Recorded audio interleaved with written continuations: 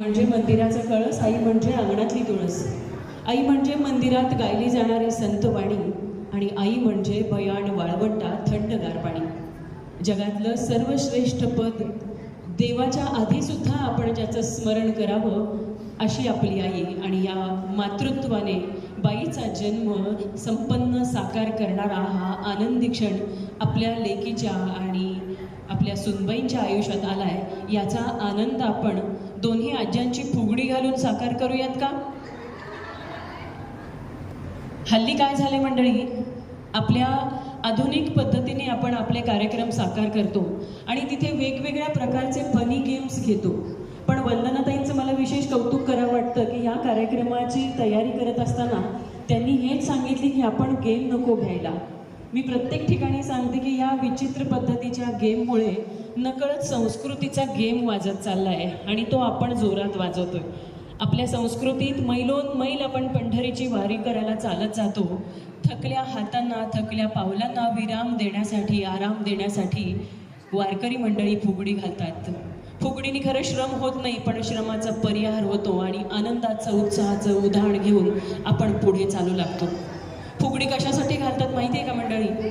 फुगडी घालताना पहा, आपला हात एकमेकांच्या हातात असतो, आपला तोल मागे गेलेला असतो आणि तरीही आपण वेगात फिरत असतो, काही उलट्या बाजूने तर काही सुलट बाजूने, पण वेगात असून सुद्धा आपण पडत नाही.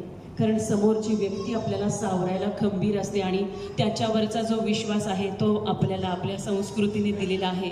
एकमेकांवरचा विश्वास, एकमेकांना आधार देण्याची ही फुगडी आहे. आपण तितक्याच आनंदाने संपन्न करूयात का? वंदना आजी मला माहिती आहेत, दुसऱ्या आजी कुठे आहेत? हात, पाय, गुडघे, मांड्या सगळं कणखर मजबूत करावं लागणार आहे. कारण इथून पुढे गोड नातीचे गोड कौतुक पुरवताना, आपल्या लेकीचं आणि आपल्या लेकाचं पुन्हा बालपण आठवताना, अरे अरे अगं अगं म्हणत त्यांच्या मागे धावताना पुन्हा एकदा नव्यानं उत्साहाचं उधाण येणार आहे. आपण जोरात जरी नाही घातली तरी एक सोपस्कार फुगडीचं नक्कीच करूयात. या या वंदनाताई,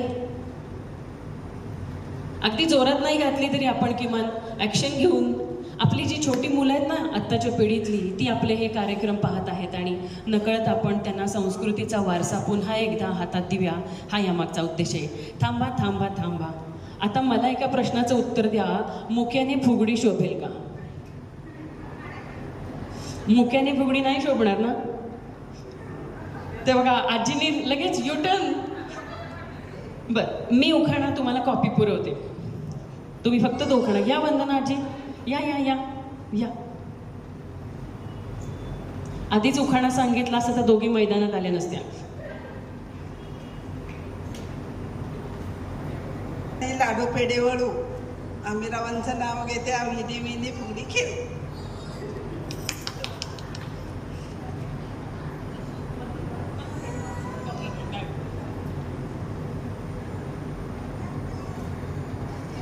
हिमालय पर्वतावर बर्फांच्या राशी, अविनाश रावांचं नाव घेते बाळाच्या बारशीच्या दिवशी. जोरदार. चल सावकाश पण आनंदाच्या उकळ्या मनात फुटत असतानाची आनंदाची फुगडी. चप्पल काढून ठेवा माऊली. हा, तरी पण चप्पल घालून. बघा, आपले पारंपरिक खेळ खेळणे सुद्धा किती अवघड आहे आपल्यासाठी. आता एक राऊंड घ्या. हा, शाबास.